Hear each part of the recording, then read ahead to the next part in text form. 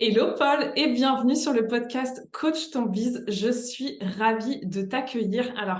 C'est la première fois que tu interviens sur le podcast et très franchement, c'est un honneur pour moi et je sais que ce sera le cas pour les auditeurs aussi. Eh ben, très heureux de te retrouver, Clémence, cette fois-ci dans le cadre du développement de ton activité et auprès de ta communauté, pour, je l'espère, apporter peut-être quelques éclairages, en tout cas pour les aider, les soutenir dans leur développement. J'en doute pas une seconde. Alors c'est vrai qu'on s'est rencontrés dans l'autre contexte puisque tu m'as formé sur la PNL et ça a été un énorme pas en avant pour moi d'un point de vue perso et pro. Et j'avais vraiment envie que tu puisses partager ton expérience, ton savoir, ton point de vue pour ce podcast. Et alors, je vais te présenter rapidement pour les personnes qui peut-être ne te connaîtraient pas. Paul Pironnet, si je dois faire simple, c'est un peu le maître de la PNL. Alors, s'il y en a qui ne connaissent pas la PNL, c'est un outil de développement personnel qui s'appelle programmation neurolinguistique et qu'on retrouve beaucoup dans les outils du coach. Et au-delà d'être pour moi, l'un des formateurs francophones les plus renommés sur la PNL, tu es aussi auteur, conférencier, coach, bref, tu as plein de casquettes et une expérience incroyable. Et on peut te retrouver notamment en formation présentielle et je trouve que c'est le meilleur moyen de découvrir la PNL et la puissance de cet outil. Est-ce que ça va? J'ai rien oublié? J'ai bien fait la présentation? C'était parfait, super. Voilà, si ce n'est que peut-être je rajouterais que je fais ça depuis un certain nombre d'années, puisque j'ai 57 ans, je fais ça depuis 36 ans maintenant. Je suis dans ma 36e année d'activité.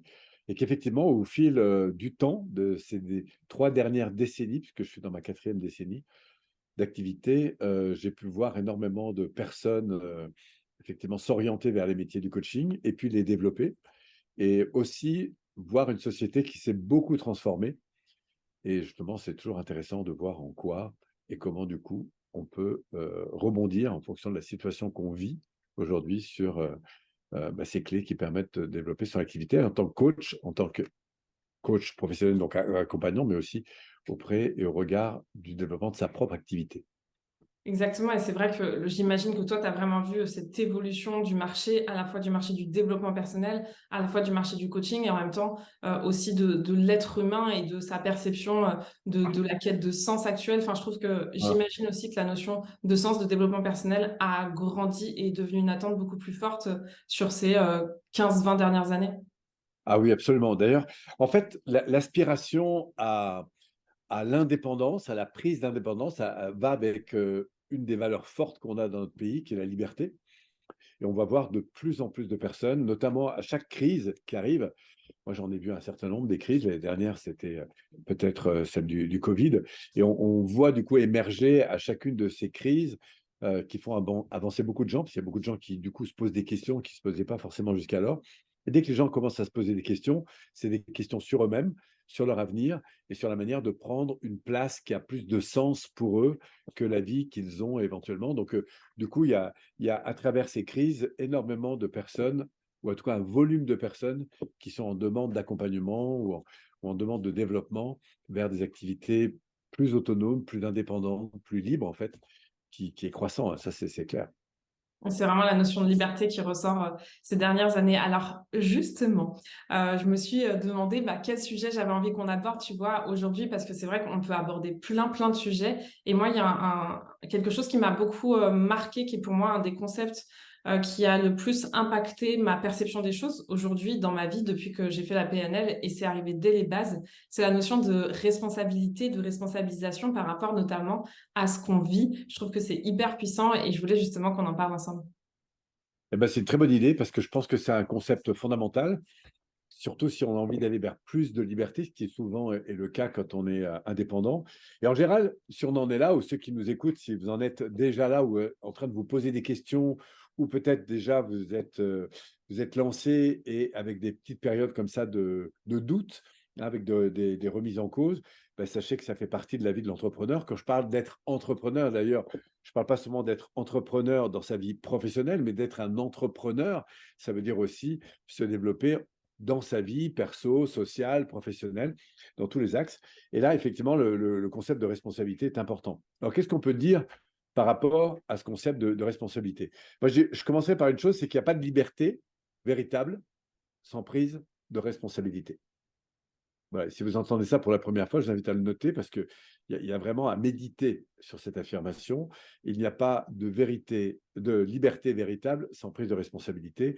C'est-à-dire tous les domaines dans lesquels on grandit. Aujourd'hui, si tu es libre de pouvoir développer ton activité, Clémence, c'est parce que tu as pris un certain nombre de responsabilités.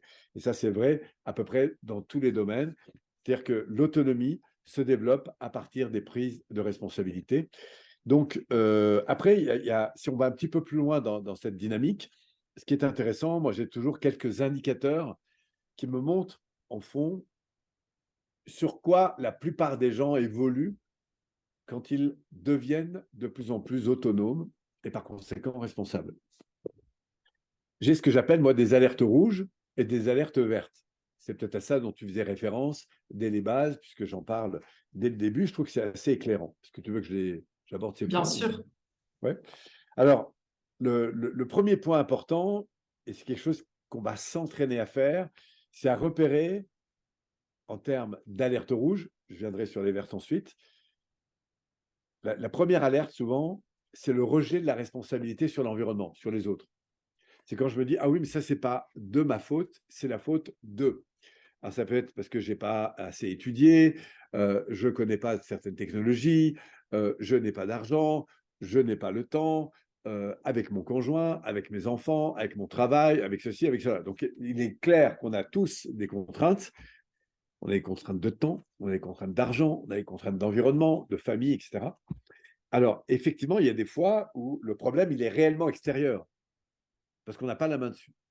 Mais en fait, dans notre psychologie, il y a une différence entre faire face à un problème qui est réellement extérieur, en se disant, ah oui, mais c'est à cause de ça, et une autre attitude qui, pour moi, est différente, qui est de se dire, quelle responsabilité je peux encore prendre face à cette contrainte.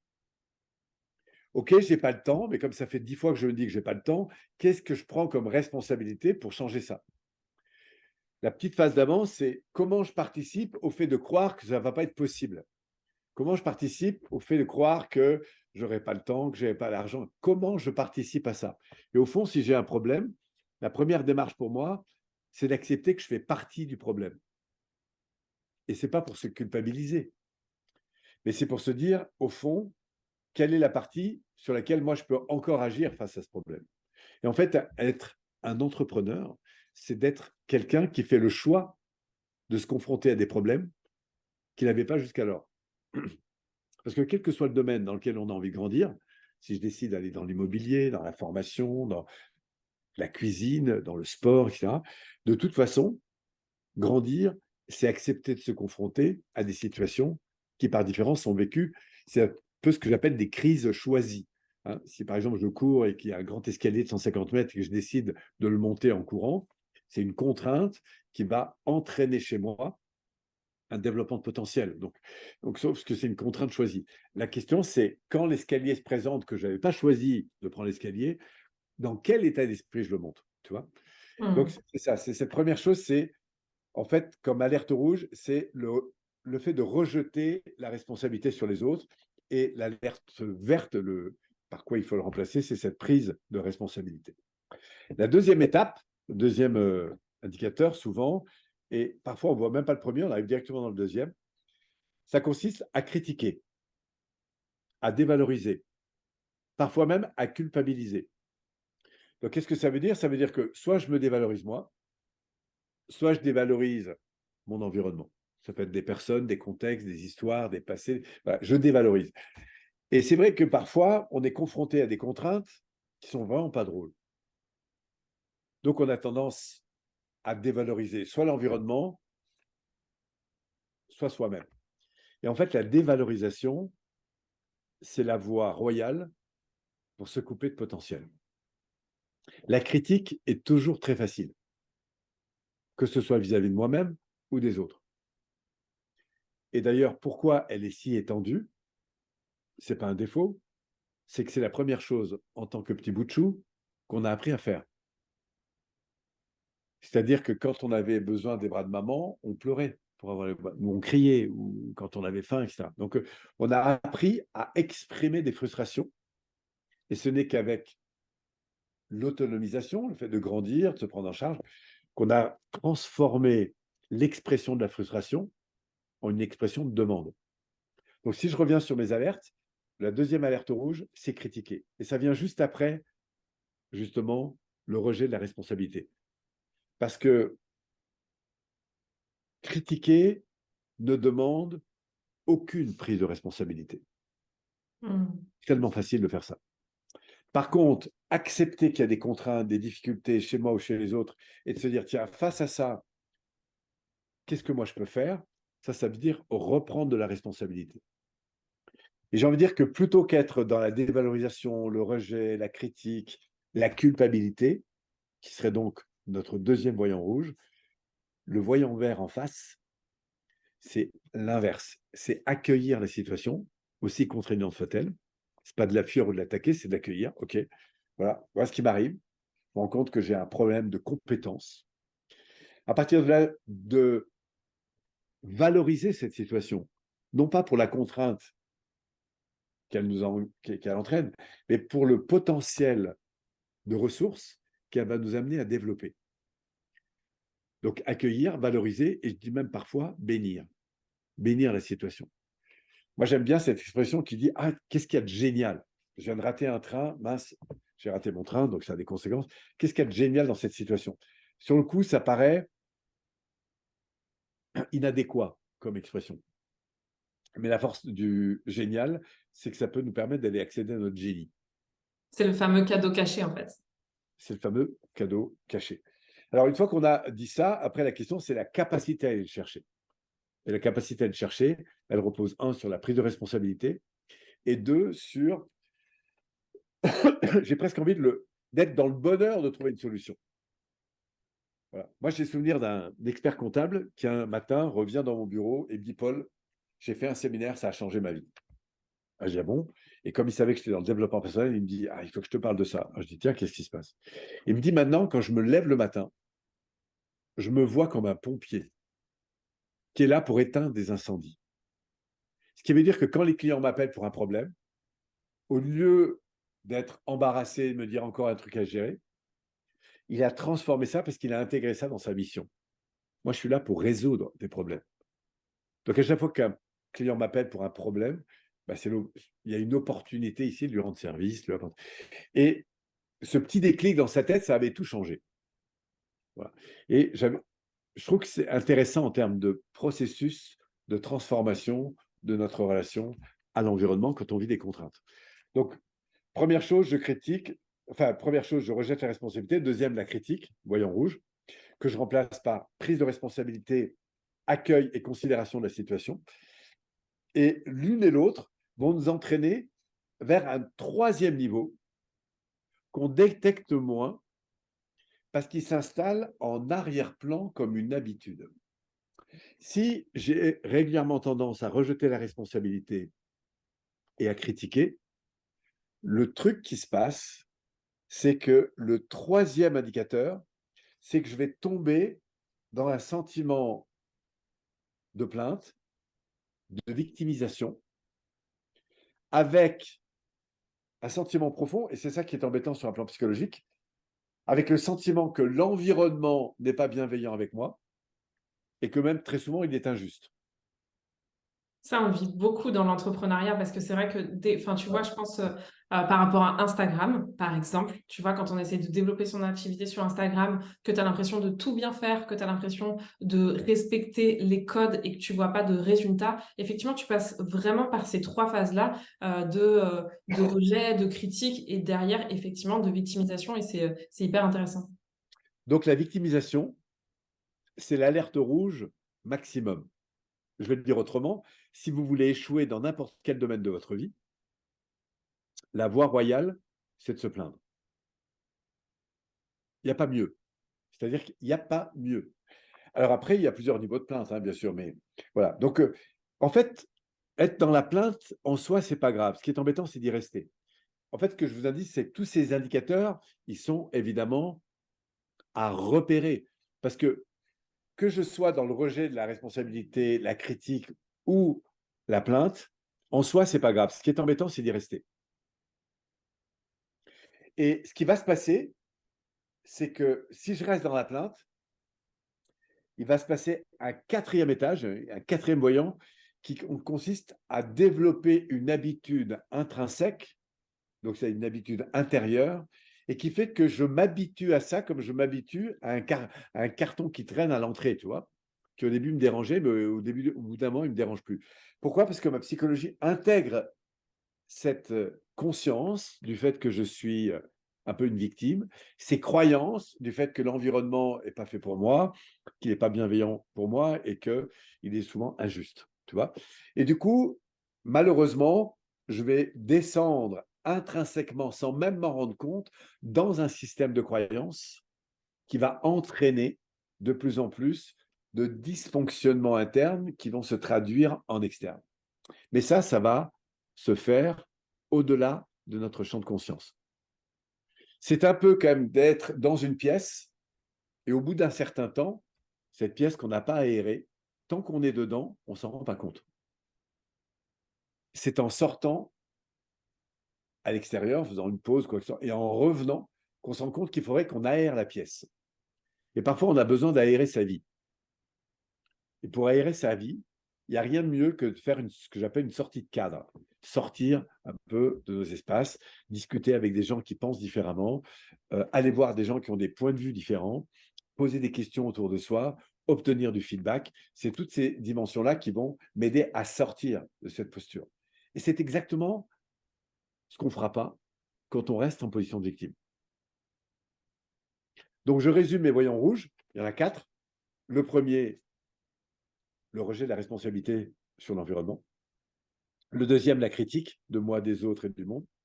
Le troisième, la victimisation, la plainte. Et le quatrième élément, c'est au fond l'habitude que je suis en train de créer dans mon mindset, dans mes ressentis et par conséquent dans mes comportements. Et ces habitudes-là se constituent à travers un système de croyances qui va réduire peu à peu ma faculté à rebondir. Alors, ça, c'est pas constant. Il y a des moments où je serai plutôt vers le bas, et puis heureusement, après avoir fait une séance de coaching avec Clément, je vais repartir à nouveau, etc. Un peu comme quand on a pris une bonne douche et qu'après ça va mieux. Mais le problème, c'est que dès que ça repart un peu en arrière, j'ai mes habitudes anciennes qui vont revenir parce que je suis programmé pour un fonctionnement donné. Donc, le fait de repérer que je redescends, c'est-à-dire que je redéploie des comportements qui sont inadaptés, c'est jamais grave. Ce qu'il faut, c'est les repérer pour éventuellement les changer. Du coup, je reviens sur mes voyants verts. Le premier, c'est donc je reprends mon plein pouvoir en se disant, au fond, c'est quoi ma responsabilité? Ou même si je n'ai pas de responsabilité parce que je sors et qu'il pleut, c'est qu'est-ce que je peux faire face à ça, quoi. Si effectivement, quand je suis sur Instagram, je n'ai pas les retours, je me dis, tiens, c'est intéressant, qu'est-ce que je peux faire par rapport à ça? Donc ça, c'est la phase 1, je prends mes responsabilités. La phase 2, c'est de bénir la situation en me disant, il y a un cadeau caché, comme tu le soulignais, c'est-à-dire de me dire, bon, qu'est-ce qu'il y a de génial dans cette situation que je n'ai pas encore appris, mais que la vie m'invite à faire évoluer. Et si moi-même, je n'arrive pas à le faire évoluer, c'est là qu'au lieu de rester dans la plainte et de m'enfermer en quelque sorte, eh bien, je vais m'ouvrir, interpeller les gens que je connais, par exemple te joindre toi si tu as pris un peu d'avance là-dessus, ou n'importe qui d'autre. Et là, grâce à cette reprise de responsabilité, à ce plaisir de se dire, tiens, j'ai une contrainte, il y a probablement des solutions là derrière, qui va pouvoir m'aider à les obtenir, eh bien là, je vais aller chercher ma véritable puissance, qui n'est pas une habitude, une victimisation, comme on l'évoquait, troisième point, mais un développement de ma propre puissance, en fait.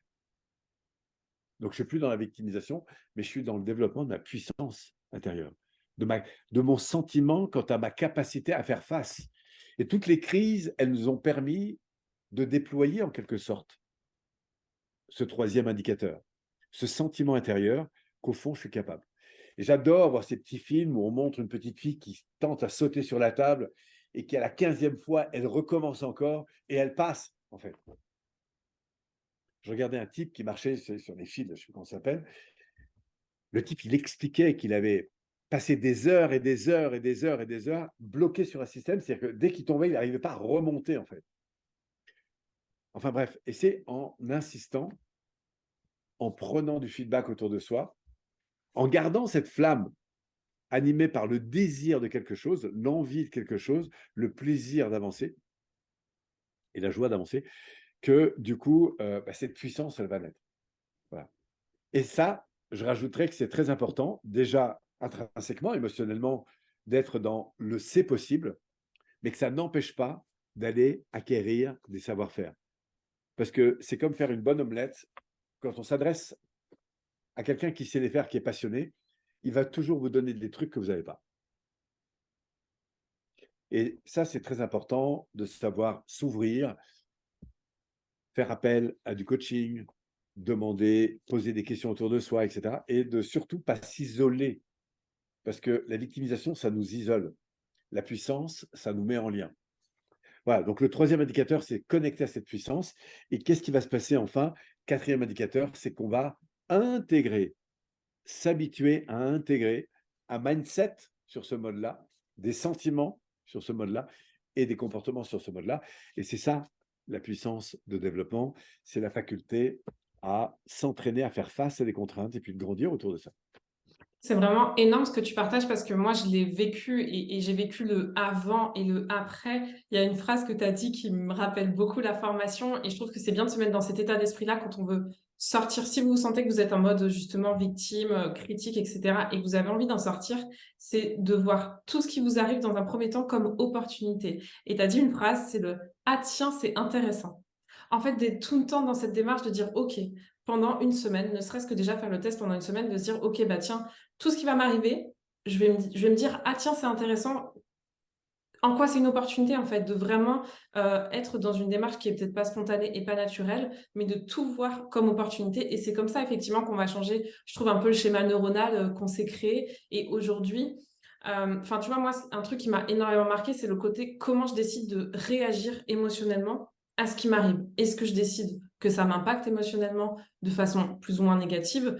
Est-ce que je décide de mal de vivre globalement ou est-ce que je décide d'y voir du positif et de bien le vivre? Et en fait, tu vois, je trouve que c'est ça qui est énorme avec ce que tu nous partages, c'est aussi le fait de finalement pouvoir transformer notre vision de ce qui nous arrive et de récupérer notre pouvoir personnel finalement.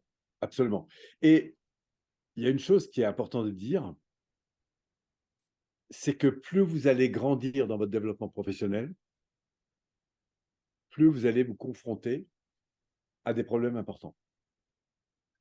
Ce qui veut dire que là où vous en êtes aujourd'hui, c'est parfait. Parce que la marche que vous avez besoin de transformer aujourd'hui, elle correspond à qui vous êtes et à là où vous en êtes. Alors, le qui vous êtes, il est rempli d'un potentiel incroyable. Mais pour que ce potentiel se révèle, il va falloir travailler sur du fonctionnel. Et la marche dans laquelle vous êtes aujourd'hui, elle est OK. Quelle que soit la marche, de toute façon, il va falloir continuer à progresser. Ce qui va se passer, c'est que la vie d'entrepreneur, elle va, par ses prises de responsabilité, vous ouvrir à de plus en plus de possibilités. Mais ça demandera toujours autant de responsabilité, d'engagement. Et moi, aujourd'hui, c'est clair que au regard des années que j'ai passées, je ne suis pas dénudé de problèmes, d'enjeux, de problématiques. J'étais dans une réunion il y a encore une demi-heure. On a des challenges. On a toujours des challenges. Mais ce qui est intéressant, c'est l'état d'esprit dans lequel nous sommes et dans lequel je peux grandir ou faire grandir, parce qu'après, on est toute une équipe là-dessus. Et quand on a plusieurs équipes avec des gens qui parfois n'ont pas les mêmes points de vue, ça ne s'écoute pas, ou ont carrément parfois des sentiments, parfois qui peuvent devenir compliqués à des moments de stress, c'est très important de reposer, de redéfinir pour moi pourquoi on est là, pour quelle ambition, et qu'est-ce qui va être un vecteur pour nous important, de qualité, pour y aller. Parce que je dirais, quel que soit votre succès, c'est les barreaux d'une échelle. Mais la vraie question derrière, c'est sur quoi vous reposez cette échelle. Sur quoi vous reposez votre succès, si ce n'est sur la qualité de votre vie. Donc, ce que vous vivez, même s'il y a des moments, il y a des coups durs, des choses comme ça, mais vous êtes toujours plus important que votre business. Ça, c'est puissant. Vous serez toujours plus important que votre business. Parce que si c'est pour se brûler à la fin de l'année ou à la fin du mois, etc., donc votre business, c'est un peu comme une plante, un business.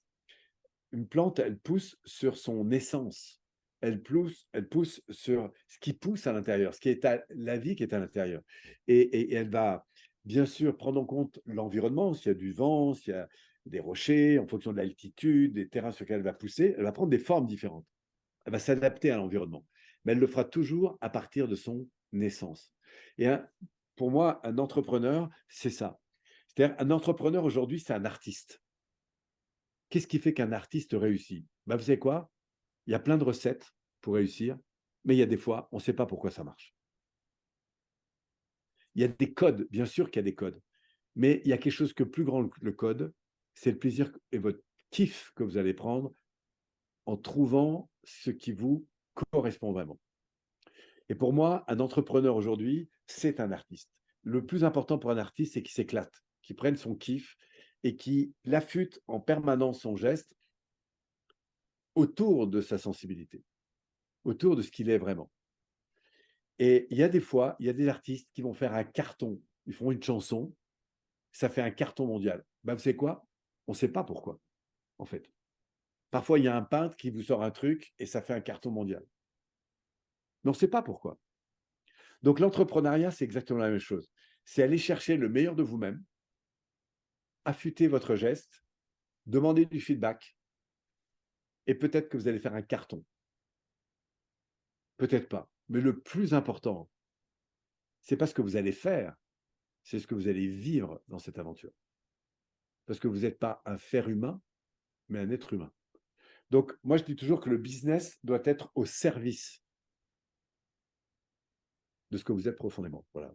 Et c'est comme ça que vous serez heureux dans le business. Et c'est aussi comme ça que vous ferez un business heureux. C'est hyper intéressant. Enfin, moi, je suis très, très alignée à ça. Je vois le métier comme une passion et j'ai l'impression, peut-être une croyance, mais j'ai l'impression que s'il n'y a pas la passion, c'est beaucoup plus compliqué. Et tu vois, il y a un truc qui est très juste et je trouve que c'est hyper important de le rappeler parce que moi, je l'ai vécu sur les débuts. Tu vois, sur la première année de mon activité, vraiment, j'étais passionnée, ça a décollé rapidement, j'étais à fond, mais j'étais beaucoup dans le faire-être. Tu vois, enfin, dans le faire humain, pardon, plutôt que dans le être humain.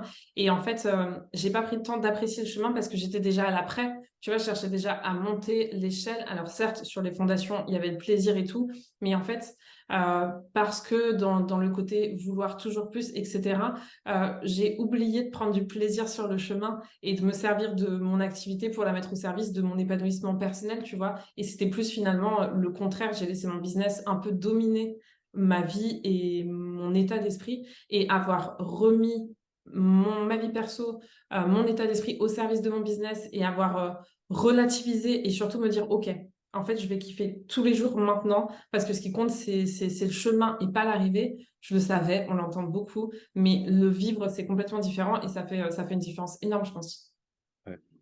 Après, je rajouterai une autre dimension, parce que tu sais que j'accompagne beaucoup d'entrepreneurs, c'est la dimension du collectif, de l'équipe. C'est absolument incroyable l'accélération que peut prendre un entrepreneur individuel quand il devient au sein d'une équipe un entre-donneur. Qu'est-ce que c'est un entre-donneur? C'est quelqu'un qui est centré par le fait d'avancer avec d'autres, de soutenir, de partager, d'échanger.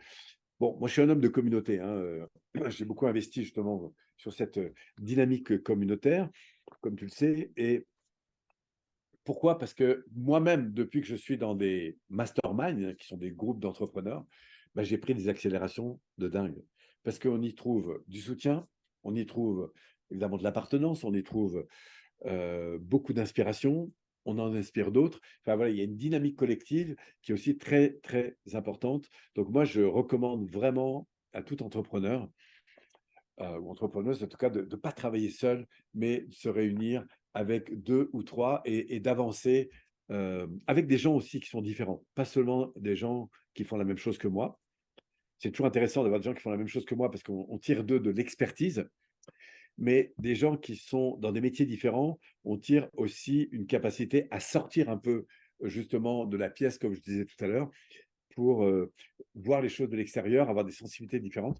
Et du coup, c'est quelque chose de très moteur, le fait de pouvoir avancer avec d'autres en équipe.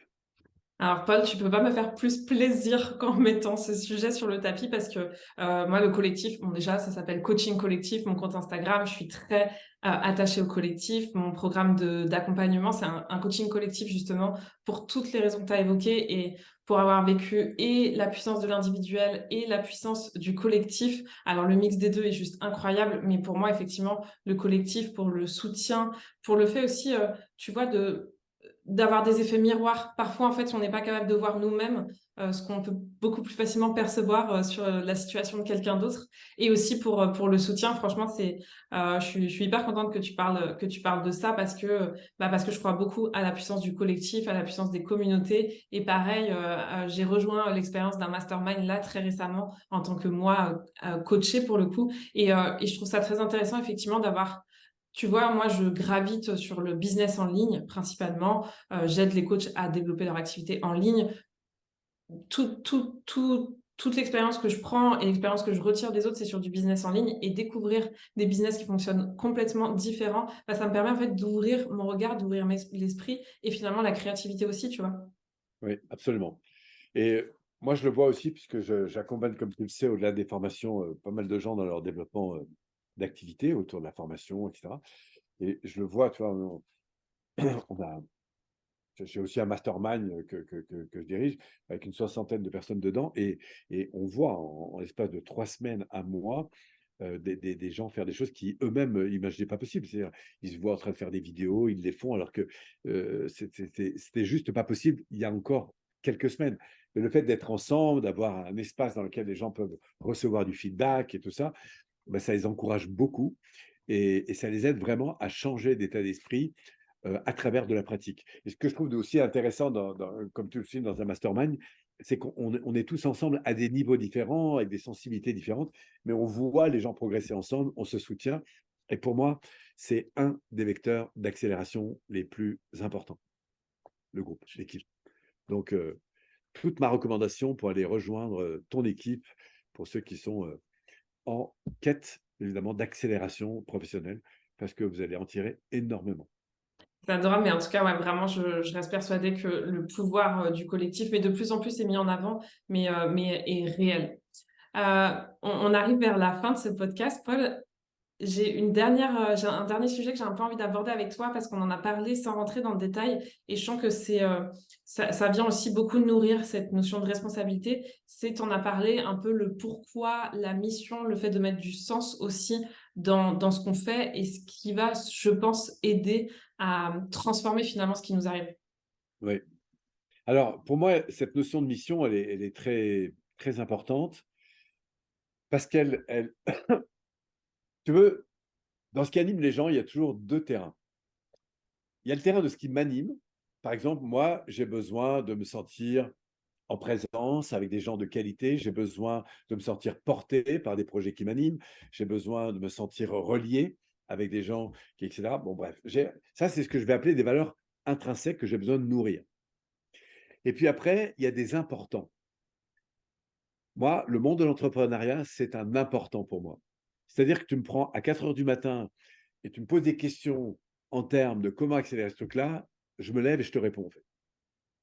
Parce que c'est un important dans ma vie. Donc là, la question que je dis au niveau important, au niveau individuel déjà, c'est qu'est-ce qui me nourrit dans mes valeurs? Et à travers la démarche que je propose, service, produit, etc., c'est je suis au service de qui et de quoi chez qui. Il y a le qui et il y a le quoi. Donc, c'est ce que j'appelle la mission. La mission, c'est qu'est-ce qui est important au-delà de moi, qu'est-ce qui est important chez les autres et à quoi j'ai envie de contribuer. Est-ce que c'est à de l'éducation? Est-ce que c'est du soin? Est-ce que c'est, je sais pas moi, bref, est-ce qu'il y a un public qui me touche plus qu'un autre? Est-ce que, voilà, quelle est la thématique qui me touche autour de moi et pour laquelle, si on me réveille à 4 heures du matin pour en parler, je me lève tout de suite. Voilà, ça c'est le premier point. Le deuxième, c'est la même chose au niveau collectif. Quand on est ensemble dans une équipe, dans un mastermind, c'est ce que tu fais toi dans tes groupes, c'est pourquoi on est là ensemble. Ben, on est là, par exemple, pour échanger de l'information. On est là pour poser tous les problèmes qu'on a, aucune critique, zéro culpabilité, quoi que ce soit. On est là en soutien. On est là pour trouver de meilleures solutions. Voilà. Donc, on donne un sens à ce pourquoi on décide de travailler ensemble. Au-delà de la compétence et tout ça, pourquoi on est là? Quelles sont les règles du jeu? Et on s'amusera d'autant plus ensemble qu'on partage des règles du jeu, des objectifs communs et des valeurs communes. Et puis après, si on veut monter sur une troisième strate, c'est quand je suis engagé avec d'autres personnes, ensemble, au-delà de s'aider, de se soutenir, est-ce qu'on partage une vision de contribution spécifique pour la société? Est-ce qu'on participe à quelque chose qui nous dépasse ensemble? Mais ça, il faut d'abord construire le collectif. Et une fois qu'on a un collectif un peu plus construit, c'est de se dire, au-delà de notre business ensemble, à qui et à quoi on peut contribuer ensemble? Juste se poser la question. Et ça, c'est intéressant parce que on s'y retrouve individuellement, on s'y retrouve collectivement, et on s'y retrouve, je vais dire une phrase un peu spirituelle, mais universellement, c'est-à-dire unis vers quelque chose de plus grand. Et pour moi, c'est les trois vecteurs dans une dynamique collective qui vont être énormément porteurs de sens. Et c'est ce qu'on retrouve finalement dans beaucoup de communautés. C'est cette notion d'appartenance à une philosophie, à quelque chose de plus grand. C'est effectivement le fait d'être inspiré, le fait d'être soutenu, le fait d'être connecté et tout ça dans une dynamique voilà, qui nous dépasse. Quand on Et est puis c'est porté par vrai, des choses qui nous dépassent, il y a quelque chose de plus grand encore qui se passe. et tu vois, finalement, ça fait le lien avec l'introduction et le fait que, enfin, je pense que ce besoin d'appartenance, de communauté, tout ça, c'est quelque chose qui est aussi plus que jamais d'actualité au travers de la société telle qu'elle est aujourd'hui. Et je trouve que ça fait le lien et le pont parfait avec l'introduction et la vision du marché aujourd'hui, du développement personnel et de notre société en règle générale. Paul, vraiment, merci. C'était un plaisir de partager ces moments avec toi. Et je pense que ça va inspirer justement beaucoup de nos auditeurs. Donc, merci pour ça. Où est-ce qu'on peut te retrouver? Je sais que tu as lancé ton podcast il y a peu de temps. Alors oui, alors le plus simple, c'est d'appeler Paul Pironnet sur Google. Hein. Après, il y a une effervescence de C'est possibilités. ça. Et puis sinon, j'ai une application aussi qui est téléchargée par de plus en plus de monde, dans laquelle les gens peuvent retrouver pas mal de contenu de moi ou de beaucoup d'autres qui gravitent autour de moi, qui s'appelle Petit Pas, petit avec un S. Et c'est aussi une belle façon voilà, d'entrer en contact avec tout l'univers des gens que je forme et que j'accompagne. Génial. Donc, l'application, je la mettrai directement dans le lien de description de l'épisode. Et puis, il y a quand même ta chaîne YouTube qui est incroyable où tu apportes Oui, énormément de contenu de valeur aussi. Mais effectivement, vous avez plein de choses à découvrir sur Paul directement sur Google. Et moi, petite dédicace à ta chaîne YouTube qui m'a amené à me développer personnellement au moment du confinement. Justement, c'est comme ça que vraiment j'ai commencé à me former avant de faire la PNL. En tout cas, merci infiniment. Je te souhaite plein de bonnes choses pour la suite et pour tes projets. Et puis, au plaisir de se retrouver très bientôt en présentiel, j'espère. avec grand plaisir, Clémence, et bravo encore pour tout ce que tu as entrepris. Merci Paul, à bientôt.